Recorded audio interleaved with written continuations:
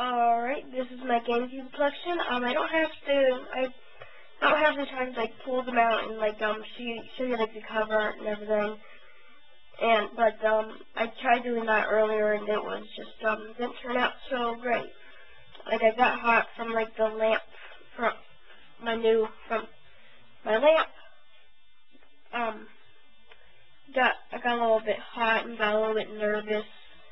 My battery started to run out and my card's room started to run out. Like, I didn't have that much room on my card, but it took me so long that it actually ran out. It was like 20 minutes long, so I'm gonna make it short.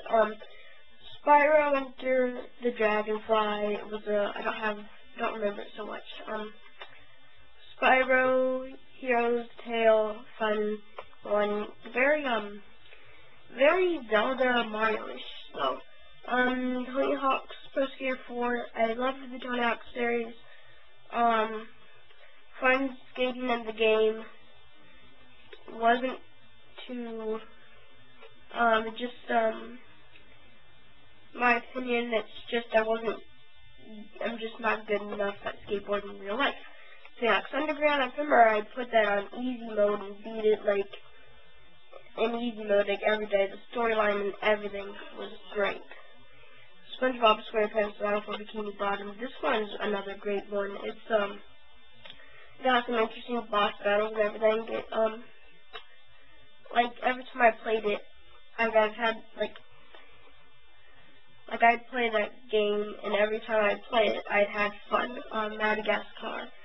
That one's definitely very fun. I played that much about as much as SpongeBob could beat Battle for Bikini Bottom. It was very good selection of characters.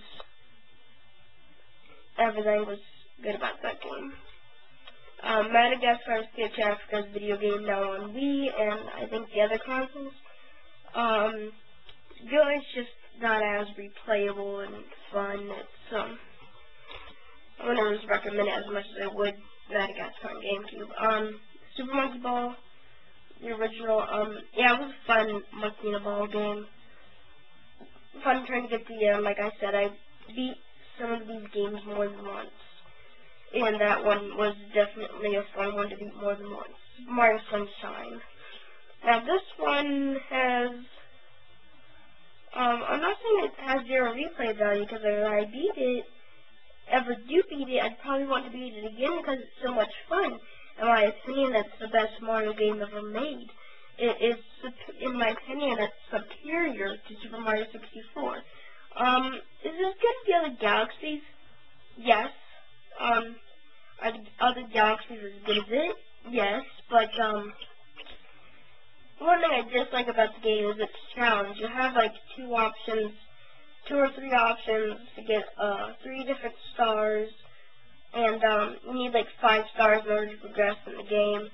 And, you're not good enough at the game in order to get any of them, so you're basically trapped. But, oh well, it was still a very, very fun game. Luigi's Mansion, kind of had some RPG-ish elements to it. But it was still fun no matter what. Very great game. Good storyline and everything.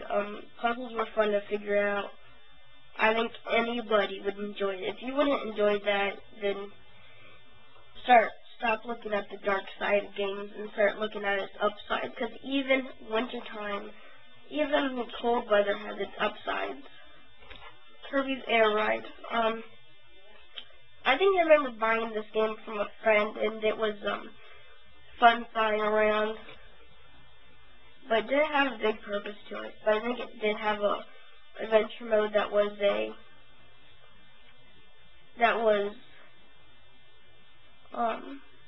racing. But there are already plenty of racing games out there, but that aren't Kirby. So I don't know. That one just I don't own too many Kirby games. So I can't really say that's my least favorite Kirby game. Paper Mario's Thousand Year Door. Again, another game you'd have to really look on the dark sides in order to hate. It was so good until I got to the ending. It's basically unplayable now. Try beating Impossible Bowser with his little floating lady Koopa, and with only 28 bits of lives and no power-ups. Metroid Prime. I also have the little bonus disc that was included with the later versions. I think it's like the better version of Halo Combat Evolved. I'm sorry if you like that game.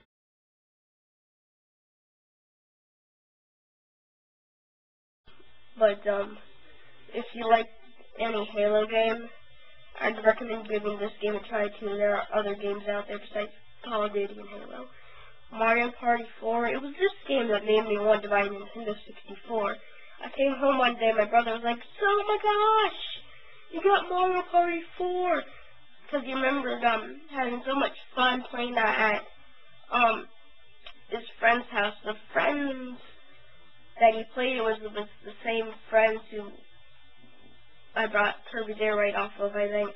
And he loved playing it in multiplayer. The only bad thing I can say about that game is having to watch all the other characters make their moves. It took forever. Mario Party 7, it was had 2 unlockable characters, unlike Mario Party 4 had no unlockable characters, but it's just as fun and replayable as much as a party as all the others are. It did have some superior gameplay, and it's definitely one of my favorites, but I think Mario Party 4 is my favorite Mario Party game. I mean, this is why the Gamecube is one of my favorite consoles. All the great Mario games. That was Mario's golden years. It just has the same problems with Mario Party 4, though, but other than that, there are a few bad things to be said about it. You have to really look on the dark sides of games in order to think it's a bad game. I mean, if you are one of those people that think games like Super Smash Bros. Brawl is a bad game, look at its upsides. Look at everything's upsides. Never look at anything's dark sides. Super Smash Bros. Melee. Again, another game. Alright, let's just try that again. My camera just stopped recording all of a sudden.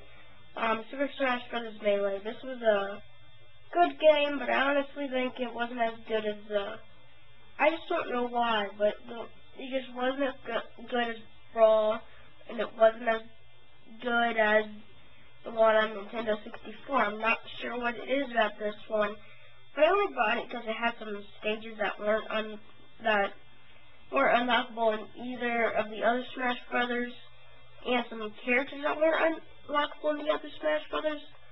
It was still fun. Excuse me, I have to cough again. Got a cold. But it was still fun. It wasn't bad. It's just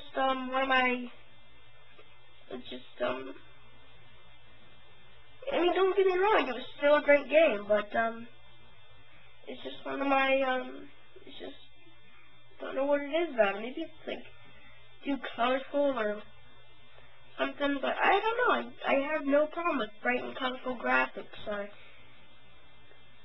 I can't see why I just didn't like that one as much.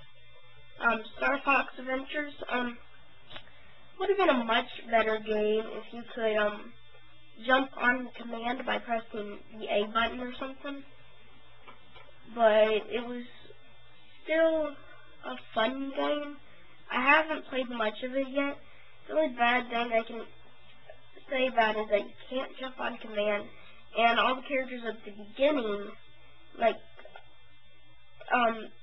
at the beginning, the only words that were in English was general and scales. That's it. But as soon as Star Fox himself appeared, he finally started speaking English. I don't know why.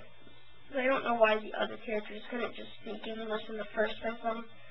I'm pretty sure that got a lot of kids angry.